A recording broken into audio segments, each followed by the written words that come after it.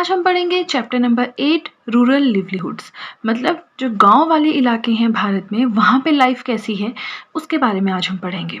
सबसे पहले है वर्क इन विलेजेस, मतलब जो गांव है वहाँ पे काम क्या किया जाता है। ठीक है, तो जो लोग होते हैं गांव में वो दो तरह के काम करते हैं। एक होता है एग्रीकल्चरल एक्टिविटीज़, एक होता है नॉन एग्रीकल्चरल एक्टिविटीज़। अब एग्रीकल्चरल वर्क में क्या आता है, जैसे खेती बाड़ी करना, पशुओं को पालना, ये सारा एग्रीकल्चरल वर्क है। ठीक है, दूसरा है नॉन एग्रीकल्चरल वर्क, मतलब जिसमें खेती बाड़ी नहीं आएगा, पशुओं को पालना नहीं आएगा, नॉन है क्योंकि।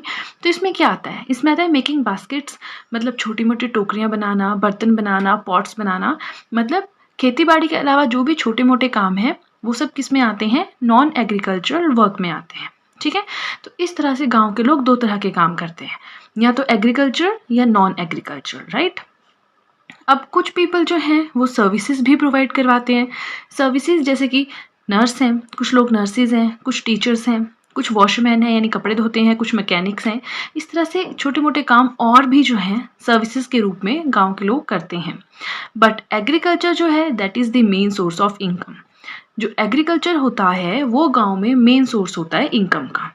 ठीक है, now next part is do they have their own land. क्या जो गांव में लोग रहते हैं सभी के पास अपनी लैंड होती है? ठीक है, अगर नहीं तो वो कहाँ काम करते हैं, अगर हाँ तो कैसे क्या सिस्टम है वो अब हम पढ़ेंगे। सो हमेशा नहीं होती, नॉट ऑलवेज। जो गांव में लोग रहते हैं उनके पास हमेशा अपनी लैंड नहीं होती। Sometimes they work in others land, कई बार वे दूसरों की ज़मीन पे भी काम करते हैं। ठीक है, do they get regularly paid, क्या उनको हमेशा पैसे मिलते रहते हैं, हमेशा पेमेंट, हमेशा सैलरी के रूप में, कुछ आप समझ सकते हैं पैसे मिलते रहते हैं क्या? देखिए, तो फार्मर्स जो होते हैं sometimes they get work only a particular time a year. अब क्योंकि जो खेती बाड़ी है, अगर आपको गेहूं बीजनी है, गेहूं का काम करना है, तो साल के कुछ 6 या 7 महीने ही आप बिजी रहेंगे, बाकी के टाइम आप बिजी नहीं होंगे, तो बाकी के टाइम आपको काम भी नहीं मिलेगा। अगर आप किसी और की ज़मीन पे काम कर रहे हैं तो वो आपको उतने ही काम के पैसे देंगे जितने टाइम आप काम करोगे। ठीक है, तो उनको हमेशा एक पर्टिकुलर टाइम होता है साल का, उसी टाइम पैसे मिलते हैं, हमेशा हमेशा नहीं मिलते हैं। तो अब क्योंकि उनको जीने के लिए पैसों की ज़रूरत है, तो अगर उनको पैसे नहीं मिलेंगे तो वो बाकी टाइम पे क्या काम करेंगे, अदर टास्क। ठीक है, तो वो अपना कोई छोटा मोटा काम जैसे नॉन एग्रीकल्चरल टास्क है वो सब कर सकते हैं। अब अदर टास्क में क्या आता है कि वो काम तो करते हैं खेती बाड़ी का, ये सब कुछ, बट उसके अलावा वो और क्या क्या काम करते हैं, they do all the task at home. घर के जो भी काम होते हैं वो खुद करते हैं। Collect firewood from near by forest, आसपास जो जंगल है वहाँ से लकड़ियाँ खुद इकट्ठी करते हैं। ठीक है, फेच वाटर फ्रॉम बोरवेल, अब देखिए बोरवेल से वो पानी लेकर आते हैं अपने घर में, जो भी घड़े या मटके होते हैं उनको भर के लेके आते हैं। ग्रेज देयर कैटल, अपने पशुओं को चराते हैं। तो ये सारे काम जो हैं गांव के लोग खुद करते हैं। ठीक है, क्योंकि शहरों में तो क्या होता है, आपके पास मेड होती है। ठीक है, पानी आपको नलकों में आ जाता है, टैप्स में आ जाता है, पशु आपको चराने नहीं पड़ते, लकड़ियों की आपकी ज़रूरत नहीं होती, आप गैस का यूज़ करते हो। ठीक है, तो इस तरह से ऐसे बहुत से काम होते हैं जो गांव के लोग करते हैं। नाउ अब some have small plots of lands while others are landless. अब कुछ गांव के लोग ऐसे होते हैं जिनके पास अपनी लैंड होती है, लेकिन कुछ ऐसे होते हैं जो लैंडलेस होते हैं, जिनके पास लैंड नहीं होती है। ठीक है, and sometimes they travel long distance in search of work, कई बार काम के चक्रों में उन्हें बहुत दूर दूर तक ट्रैवल भी करना पड़ता है, राइट। इसके बाद जो हमारा नेक्स्ट पार्ट है वो है बीइंग इन डेप्ट। डेप्ट क्या होता है, डेप्ट मतलब उधार। ठीक है, तो अब हम वही पढ़ेंगे कि उधार में वो लोग कैसे रहते हैं, क्या उनका सिस्टम रहता है, कैसे वो उधार में चले जाते हैं। ठीक है, तो जो फार्मर्स होते हैं they need to borrow money to purchase basic things like seeds, fertilisers and pesticides. अब किसानों के पास इतने पैसे तो नहीं होते हैं कि वो सारा का सारा खर्चा खुद उठाएं, तो उन्हें कई बार मनी लेंडर से, कई बार बैंक से पैसे लेने पड़ते हैं ताकि वो बेसिक चीज़ों को खरीद सकें, जैसे बीज है, फर्टिलाइजर्स हैं, पेस्टिसाइड्स हैं।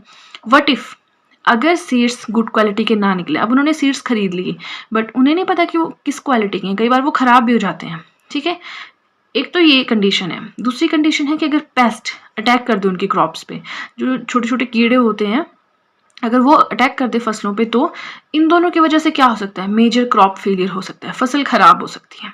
ठीक है, एक तो रीज़न हो गया फसल खराब होने का, क्या कि सीड्स गुड क्वालिटी की नहीं है या फिर पेस्टिसाइड्स जो है अच्छे नहीं है, पेस्ट्स ने अटैक कर दिया फसल पे। दूसरा रीज़न हो सकता है क्रॉप फेलियर का कि अगर monsoon, if monsoon doesn't bring enough rain, अगर अच्छी बारिश नहीं होती है तो भी फसलें खराब हो जाती हैं। इससे क्या होता है, दे आर अनेबल टू पे बैक देयर लोन्स।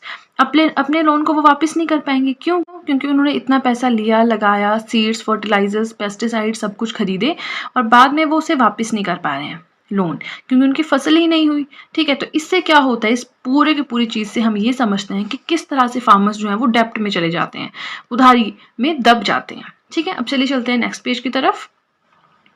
अब देखिए होता क्या है, लोन तो उन्होंने लिया ही लिया है, उसके ऊपर उन्हें इंटरेस्ट भी देना पड़ रहा है। इससे जो पूरा का पूरा अमाउंट है वो बहुत ज़्यादा बड़ा हो जाता है और वो पे करने में असमर्थ होते हैं। ठीक है? Hence they are caught in डेब्ट। इस तरह से वो इस डेब्ट के चक्कर में, इस डेब्ट के जाल में पूरी तरह से फँस जाते हैं and it leads to farmers committing suicide. और इसी वजह से बहुत से फार्मर्स जो हैं वो सुसाइड भी कमिट कर लेते हैं ताकि उन्हें ये डेब्ट वापस ना करना पड़े। ठीक है? उसके बाद हम 2 टर्म्स यहाँ पे पढ़ेंगे। एक है एग्रीकल्चरल लेबरर्स और एक है स्मॉल फार्मर्स। ठीक है? पहले हम स्मॉल फार्मर्स के बारे में पढ़ लेते हैं। स्मॉल फार्मर्स कौन से होते हैं? जिनके पास कम लैंड होती है। ठीक है? Having small plots of land but their land is barely enough to meet their needs. Small farmers वो होते हैं जिनके पास थोड़ी बहुत ज़मीन होती है बट अपनी ज़मीन से वो अपनी बेसिक ज़रूरतों को पूरा नहीं कर सकते हैं। ठीक है? अब हम पढ़ेंगे एग्रीकल्चरल लेबरर्स कौन से होते हैं। ठीक है? They depend on the work they do on other people's field to earn money. इनके पास कोई ज़मीन नहीं होती है, कई बार होती भी है, बट एग्रीकल्चरल लेबरर्स कौन से होते हैं जो दूसरों के खेतों में काम करते हैं और उन पे डिपेंडेंट होते हैं कि वो उन्हें पैसे दें। ठीक है? ये लैंडलेस होते हैं और sometimes small plots of land, कई बार बहुत छोटी, बहुत कम ज़मीन होती है या फिर कई बार वो लैंडलेस ही होते हैं, बट ये दूसरों के फील्ड्स पे वर्क करते हैं और वहाँ से पैसे कमाते हैं। स्मॉल फार्मर्स जिनके पास अपनी ज़मीन होती है, एग्रीकल्चरल लेबर्स जो दूसरों पे डिपेंडेंट होते हैं। ठीक है? तो हमने क्या पढ़ा? हमने पढ़ा कि मेन सोर्स जो इनकम का गाँव में होता है वो क्या होता है? वो होता है एग्रीकल्चर। तो इसी तरह से हम पढ़ेंगे other sources of income. Right? First है एनिमल हस्बेंड्री। राइट? फिर है ट्रेडिंग मिल्क, दूध बेचते हैं गाँव में। फिशिंग, फिशिंग के थ्रू भी। कलेक्टिंग हनी, हनी यानी जो शहद होता है उसको कलेक्ट करना है। डेयरी प्रोड्यूस, डेयरी के प्रोडक्ट्स बनाना। तो ये सारे जो हैं अदर सोर्सेज ऑफ इनकम है गांव के लोगों के लिए। राइट? सो काफ़ी ज़्यादा इंटरेस्टिंग चैप्टर था ये। हमने पढ़ा रूरल लिवलीहुड्स की गांव में लाइफ कैसी होती है। आई नो आपको पता ही होगा बट थोड़े बहुत वर्ड्स जैसे हो जाते, जैसे एग्रीकल्चरल लेबरर्स क्या होते हैं, ये हमें थोड़ा बहुत समझने के लिए मिलता है। एंड आई होप मैंने आपको जो भी समझाया आपको अच्छे से समझ आया हो। और अगर आपको वीडियो अच्छी लगी है तो चैनल को सब्सक्राइब करना बिल्कुल भी ना भूलें।